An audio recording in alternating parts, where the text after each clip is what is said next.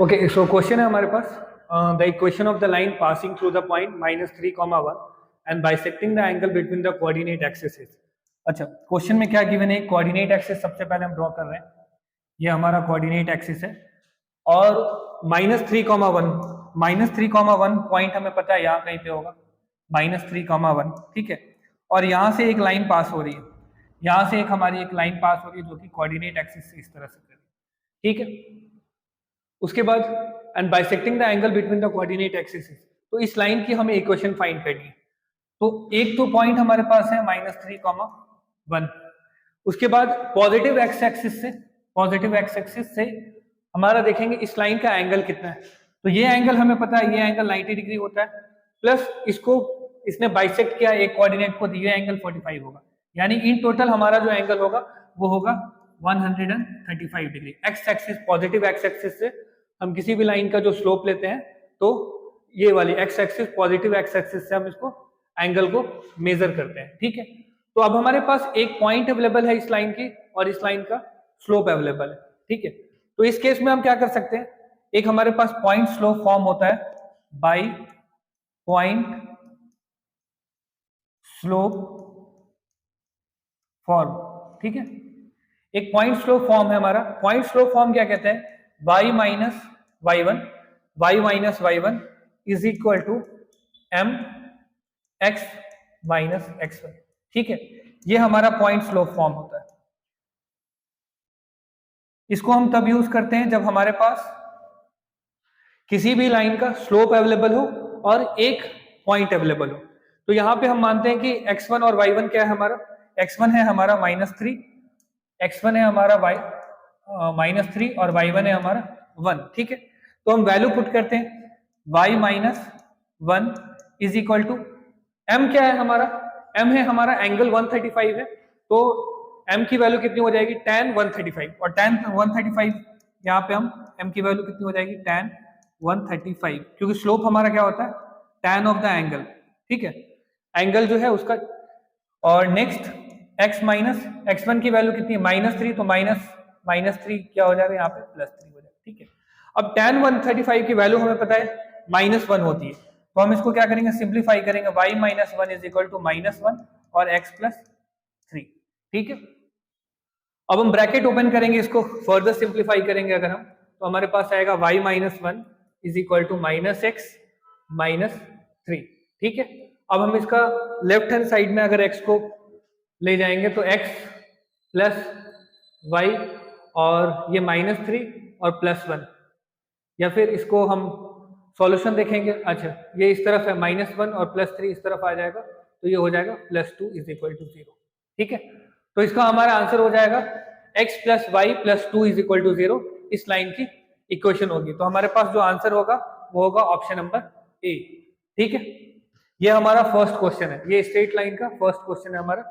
Next जो है, next हमारे पास देखो क्वेश्चन है, the y intercept of the line passing through a 6,1 and perpendicular to the line x minus 2y is equal to 4। अच्छा, इसमें क्या कह रहा है? हमें y इंटरसेप्ट फाइंड करना है। कोई भी स्ट्रेट लाइन का क्वेश्चन है तो हम कोशिश करते हैं पहले उसको हम इस तरह के एक्सिस में सोचने का कि एक्सिस में कैसे होगा। लाइन जो है वो 6,1 से पास कर रही है, तो 6,1 हम एक रफ एस्टिमेट लेते हैं, 6,1 यहाँ कहीं होगा, ठीक है। 6,1 यहाँ कहीं पे होगा, ठीक है। और इसका y इंटरसेप्ट, यानी जो लाइन है हमारी इस तरह से पास कर रही है, ये लाइन हमारा कुछ इस तरह से ऐसे पास हो रहा है, इस वाले एक्सिस से अगर मान लेते हैं पास हो रहा है, तो यहाँ पे y इंटरसेप्ट इसका कौन सा होगा? जहां पे ये इसने y एक्सिस को कट किया होगा, ठीक है।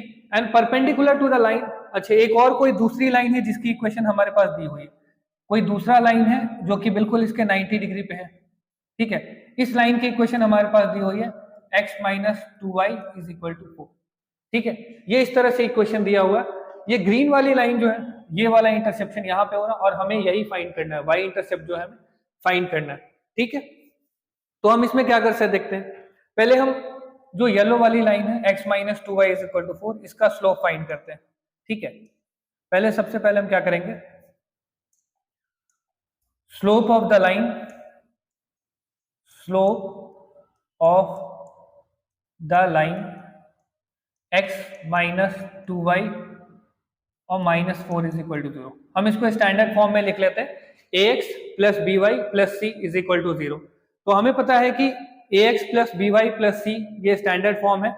इससे अगर हम कंपेयर करेंगे तो हमारा हो जाएगा, स्लोप हमारा होता है, अगर स्टैंडर्ड फॉर्म में हम कंपेयर करेंगे तो स्लोप होता है माइनस ए अपॉन बी। यहाँ पे माइनस ए का मतलब है माइनस 1 और माइनस बी का मतलब है माइनस ऑफ माइनस 2। ठीक है, माइनस बी का सॉरी बी का मतलब है माइनस 2, यहाँ पे माइनस 2 हो जाएगा। तो ये माइनस माइनस कट हो जाएगा तो हमारा स्लोप आ जाएगा, इस लाइन का स्लोप हमारा हो जाएगा, स्लोप हो जाएगा हमारा स्लोप इज इक्वल टू 1/2। ठीक है, इस लाइन का स्लोप हो गया।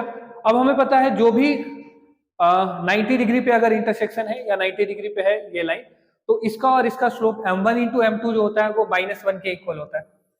m1 इंटू m2 जो होता है, यानी ये लाइन का स्लोप मल्टीप्लाई बाई दूसरी लाइन का स्लोप जो कि 90 डिग्री पे है, दोनों को मल्टीप्लाई करने पे क्या होगा हमारा m1 into m2 is equal to -1 होता है। ठीक है, तो मैं इस लाइन को नाम दे देता हूँ लाइन नंबर 1 और इसको नाम दे देता हूँ। तो m1 का स्लोप अभी हमें फाइंड करना है, तो m1 का स्लोप हम फाइंड करेंगे m1 is equal to -1 upon m2। ठीक है, तो ये आ जाएगा m2 है हमारा, m2 हमारे पास आ गया है, m2 यानी कि दूसरे लाइन का स्लोप 1/2, तो m1 इज इक्वल टू हो जाएगा -1/2 यानी कि ये हो जाएगा इंटू 2। सही है, तो m1 की स्लोप हमारे पास आ गई -2। ठीक है, m1 की स्लोप हमारे पास आ गई -2। नेक्स्ट हम क्या कर सकते हैं, अगर इस लाइन की इक्वेशन हम मेंशन करें कि y is equal to mx plus c है, जिसमें c क्या है हमारा इंटरसेप्ट है, c क्या है हमारा इंटरसेप्ट है। अच्छा, ये जो पॉइंट है हमारा, जो पॉइंट हमने लिखा था, ये पॉइंट हमारा जो है वो है हमारा 6,1, यानी लाइन जो है वो पास कर रही है कहां से 6,1 से। तो अगर हम ये माने कि इस लाइन की इक्वेशन जो है y is equal to mx plus c, ठीक है, अगर इस फॉर्म में है, अगर ये इस पॉइंट से पास करिए तो यहाँ पे x कोऑर्डिनेट और y कोऑर्डिनेट जो है वो सेटिस्फाई करेगी। तो अगर हम y की वैल्यू 1 यहाँ पे पुट करें और m की वैल्यू हमारे पास आ चुकी है, m की वैल्यू हमारे पास है -2, x की वैल्यू हमारे पास है 6, तो यहाँ से हम c इंटरसेप्ट फाइंड कर सकते हैं। ठीक है, तो c इंटरसेप्ट कितना हो जाएगा, c इज इक्वल टू हो जाएगा -2 इंटू 6 -12 और इधर आ गया c इज इक्वल टू 13, यानी c जो है यहाँ पे ये कौन से पॉइंट पे होगा, c इंटरसेप्ट जो है हमारा c is equal to 13 answer हो जाएगा इसका। तो c इज इक्वल टू 13 यानी कि ऑप्शन नंबर बी हमारा ये आंसर हो जाएगा। ये था हमारा स्ट्रेट लाइन का क्वेश्चन नंबर 2। ठीक है,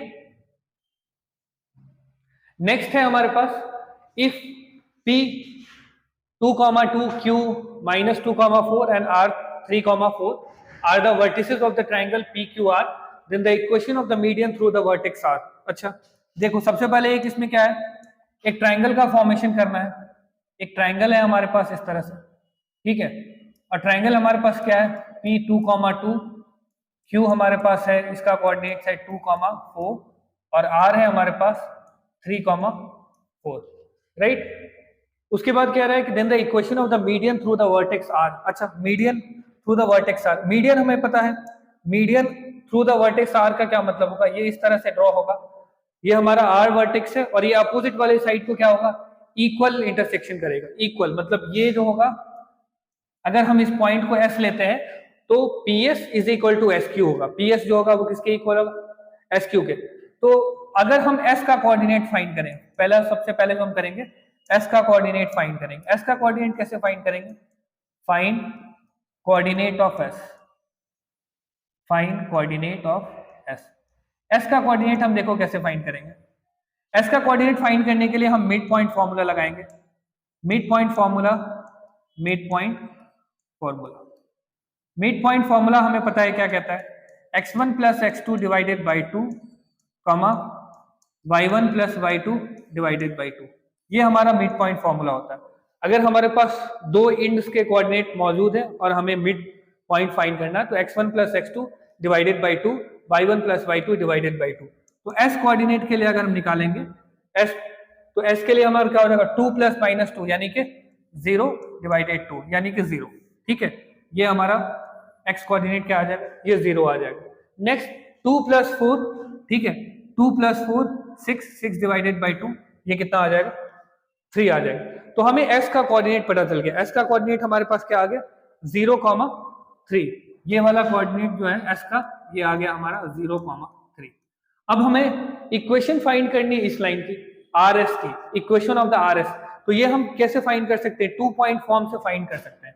अगर किसी स्ट्रेट लाइन की equation of the R S, median की जो इक्वेशन है हमारे पास, ठीक है, equation of the R S, equation of the R S, ठीक है, equation of the R S by हम कैसे फाइंड कर सकते हैं, by 2 point formula, by 2 point form.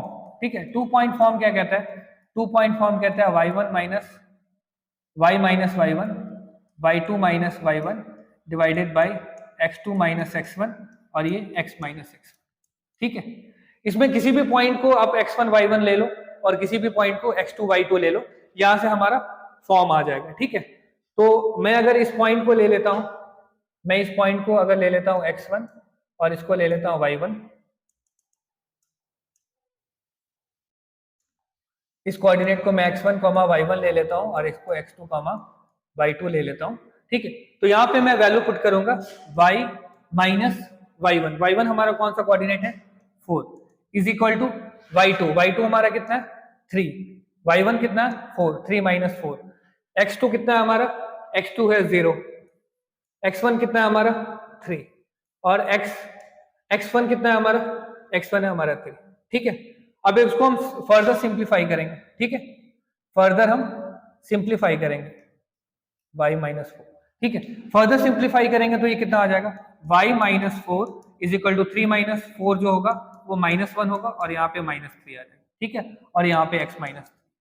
ठीक है, ये माइनस माइनस कैंसिल आउट हो जाएगा, न्यूमरेटर डिनोमिनेटर दोनों में माइनस है तो कैंसिल आउट हो जाएगा। हमारे पास यहाँ पे इक्वेशन हम इसको सिंप्लीफाई कर सकते हैं, y माइनस 4 3 यहाँ पे मल्टीप्लाई हो जाएगा is equal to 1 into x minus 3, ये x माइनस 3 हो जाएगा। ठीक है, यहाँ से हम लिख सकते हैं इसको 3y minus 12 is equal to x minus 3। ठीक है, और लास्ट स्टेप हम लिख सकते हैं इसको x minus 3y, x minus 3y और ये -12 इस तरफ जाएगा तो ये +9 हो जाएगा, x minus 3y plus 9 is equal to 0। ये फाइनल हमारे पास जो आंसर आ जाएगा x minus 3y plus 9 is equal to 0, ये हमारा फाइनल आंसर हो जाएगा। हम ऑप्शन चेक करेंगे कौन से ऑप्शन में ये है, x minus 3y plus 9 is equal to 0, ये ऑप्शन नंबर सी है। ठीक है, तो ये स्ट्रेट लाइन का था आपका थर्ड क्वेश्चन था। ठीक है।